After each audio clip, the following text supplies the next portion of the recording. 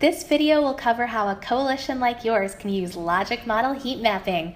Heat mapping is an exercise that can benefit any group that has a logic model. Heat mapping is used to visually demonstrate where a group is most active with regard to its stated activities and goals. In our previous videos, we told the story of the farmer whose goal was to provide a balanced meal for his family. He hadn't clearly articulated how to pursue that goal, but he suspected that if he went out and farmed, that will lead to results. So he went out in the field and farmed all day. He planted his seeds, watered his plants, and harvested the crops. He brought home food so his family could have a balanced meal, and then he realized all he had was onions. He focused all his energy in one area of the field, and because of that, he didn't achieve his goal. Don't get me wrong, onions are great, but his family can't survive solely on onions. Similar to the farmer working to reach his goal, nonprofits want to use their resources in a way that will most efficiently reach their missions. As someone participating in a coalition or network, you may see yourself in this example as working among a group of farmers with similar approaches. You've all come together to reach your shared goals more effectively and efficiently. In this example, you may all be growing crops, but as a group of farmers, you're looking to grow a diverse set of products that complement each other. As a coalition, you're hoping to offer a set of complementary programs and services that will all work towards a common goal. Your coalition advances your collective understanding of your work through logic model heat mapping. Here we have an example coalition's logic model. No need to get bogged down in the details. In short, it's a logic model for a coalition of nonprofit groups that work in the area of education. Let's pretend it's your coalition. Your coalition envisions multiple outcomes from its work. This includes outcomes for teachers, schools, students, and non-traditional students such as the formerly incarcerated or high school dropouts. The coalition in this example provided us with a complete list of programs for the 11 groups in the coalition.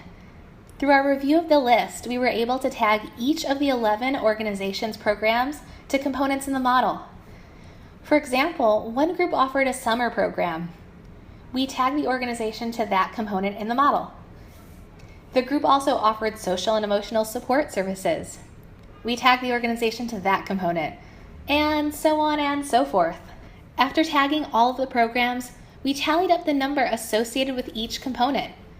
You can see 7 of the 11 groups engaged in the activity upgrading infrastructure. 11 of the 11 provided summer academic programs. We did this tallying exercise for each model component. You get the idea. We also needed to come up with a key for the heat mapping. We needed to create a key in which the ranges represented were meaningful. The following ranges seemed most appropriate. We started with a light shade for lower values. If only 3 or 4 groups were tagged to a component, that number corresponded to very light shading. If as many as 11 organizations corresponded to a component, we shaded that as the darkest blue. Then we used our tagging and color-coded key to fill in the logic model with the right values. Here you can see darker components are places where your coalition was actively involved. Lighter components are places where coalition members engaged in little or no programming. What trends stand out to you? Look for strands that are particularly light or particularly dark. What does that say about your coalition's work? In this case, the coalition appears to emphasize support that goes directly to students. In turn, groups in the coalition seem to be striving for outcomes in the students like academic skills or attitudes. The coalition appears to be providing comparatively little support to older youth. Only one group supports high school dropouts or the formerly incarcerated. What does this finding tell us? For starters, logic model heat mapping does not make normative judgments. If one area is lighter than another, this is not an indication of good or bad. It's just a reflection of what is occurring in the coalition. If a lot of groups are clustering around specific logic model components, like they are around academic skills and attitudes, that clustering could indicate strong alignment across coalition members. That is, you're all doing similar work towards similar goals. Another finding is that areas shaded lighter might indicate gaps in the activities that are taking place. To address gaps like these, coalition members may need to commit to conducting these activities, or the group may need to bring in a new coalition member.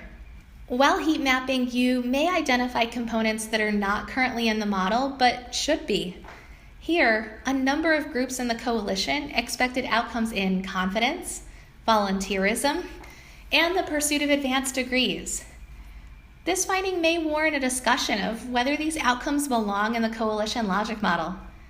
Set aside a space on the model to track the components, revisit them in future discussions, and consider amending the model. That was a quick demonstration of how to use logic model heat mapping to achieve greater clarity of purpose for your coalition. Now, let's walk through the benefits of heat mapping. Heat mapping clarifies your coalition's mission and activities. You saw the heat map quantify exactly which activities were being conducted and how they lined up with your mission. Heat mapping facilitates strategy conversations. Coalitions can use findings here to speak about why certain areas are emphasized and others aren't.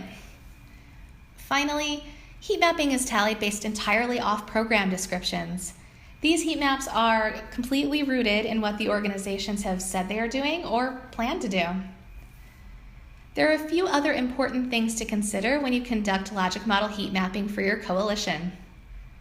Heat mapping doesn't account for dosage.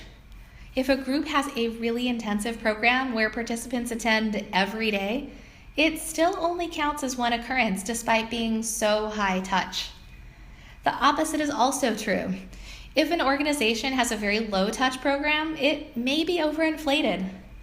All of this means you should be very intentional with your chosen unit of analysis. Components not already on the model require special handling. This exercise will not automatically count activities or intended outcomes that are not included in a logic model. For that reason, engage in discussion on components that aren't currently in the coalition logic model but should be. Finally, heat mapping relies on the clarity of program descriptions. This is the other side of the coin from the benefit mentioned earlier.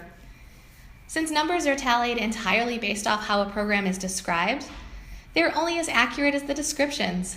They cannot account for additional information the coalition is not reporting or does not know is relevant. When it comes to logic model heat mapping, we're just warming up. The applications of heat mapping are only bound by your imagination and can be used by foundations, nonprofits, and coalitions alike.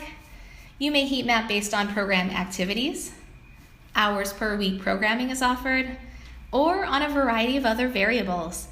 In all these examples, the heat map helps you quantify where the most effort or resources are being directed.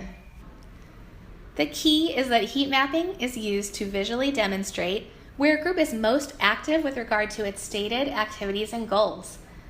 We hope this video has inspired you to make a logic model heat map. We also hope you will view the other episodes in the series on logic model heat mapping for nonprofits and funding organizations. For questions or more information, feel free to connect with us on the following platforms.